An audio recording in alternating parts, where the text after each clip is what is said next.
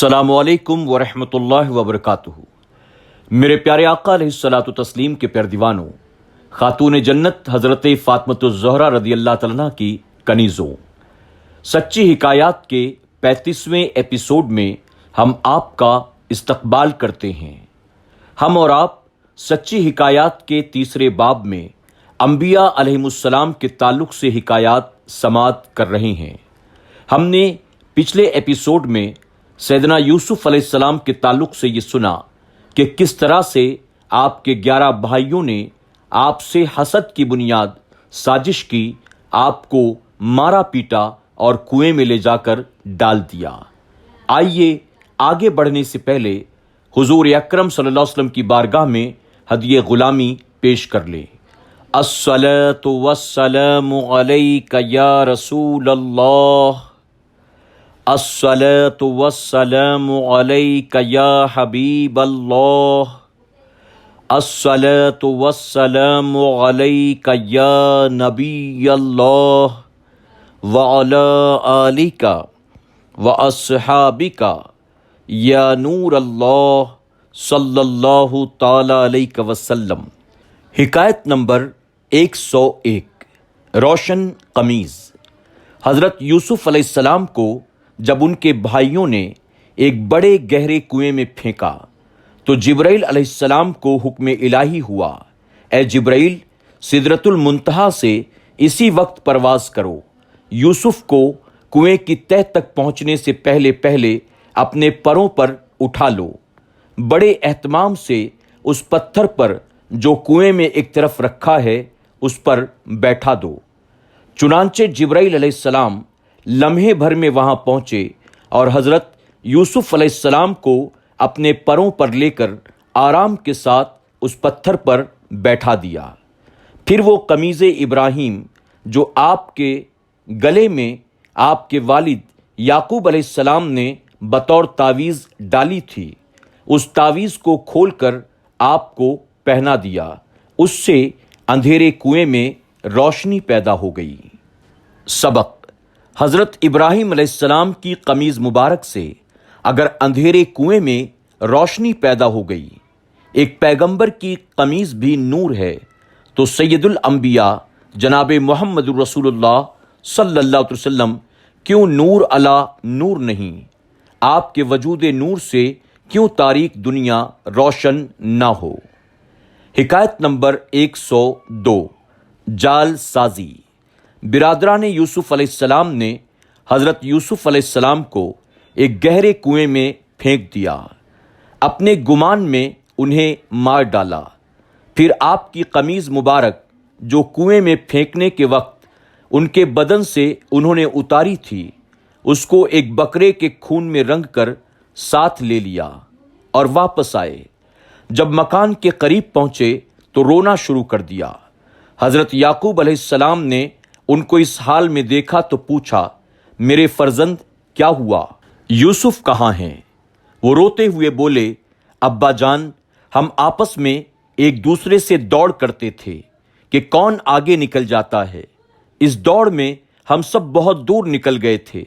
یوسف کو ہم اپنے اسباب کے پاس چھوڑ گئے تھے، وہ اکیلا رہ گیا تھا اور ایک بھیڑیا موقع پا کر اسے کھا گیا۔ یہ اس کی خون آلود قمیض ہے ابا جان۔ آپ ہمارا یقین تو نہ کریں گے مگر بات دراصل یہی ہے۔ حضرت یعقوب علیہ السلام نے فرمایا، بیٹوں، تمہاری دل نے یہ بات گڑھی ہے، اچھا میں تو اب صبر کروں گا اور اللہ ہی اس بات میں فیصلہ فرمائے گا۔ سبق: ظالم اپنا ظلم چھپانے کے لیے بڑی بڑی جال سازیوں سے کام لیتے ہیں، اپنی مظلومیت ثابت کرنے کے لیے رو کر بھی دکھا دیتے ہیں۔ معلوم ہوا کہ ہر رونے والا ضروری نہیں ہے کہ سچا ہی ہو۔ یہ بھی معلوم ہوا کہ قمیض کو مصنوعی خون سے رنگ کر اسے اصل خون بتانا یہ بھی جال سازی ہی ہے۔ یہ بھی معلوم ہوا حضرت یعقوب علیہ السلام کو اس بات کا علم تھا کہ میرے یوسف کو بھیڑیے نے ہرگز نہیں کھایا، بلکہ ان کے دل کی یہ بنائی ہوئی بات ہے۔ یہ بھی معلوم ہوا جہاں برادران یوسف نے جال سازی سے رونا چلانا شروع کر دیا، وہاں اللہ کے پیغمبر حضرت یعقوب علیہ السلام نے صبر کا مظاہرہ فرمایا۔ گویا صبر کا مظاہرہ ہی حق ہے، نہ کہ چیخنا چلانا۔ حکایت نمبر 103، خوش نصیب قافلہ۔ حضرت یوسف علیہ السلام کو ان کے بھائیوں نے جنگل کے ایک تاریک کنویں میں پھینک دیا، یہ سمجھ کر کہ ہم نے یوسف علیہ السلام کو مار ڈالا۔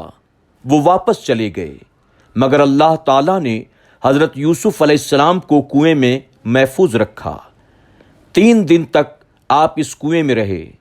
یہ کنواں جنگل میں آبادی سے بہت دور تھا، اس کا پانی بے حد کھاری تھا، مگر یوسف علیہ السلام کی برکت سے اس کا پانی میٹھا ہو گیا۔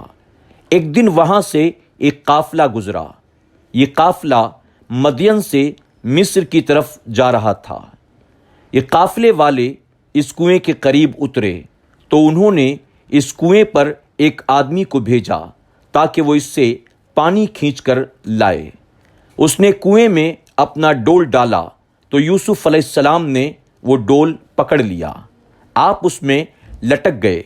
ڈول والے نے ڈول کھینچا تو یوسف علیہ السلام بھی باہر تشریف لے آئے۔ اس شخص نے آپ کا جو حسن و جمال دیکھا تو نہایت خوشی میں آ کر اپنے ساتھیوں کو سارا معاملہ سنا دیا۔ یہ دیکھو، کنویں سے ایک خوبصورت لڑکا نکلا ہے۔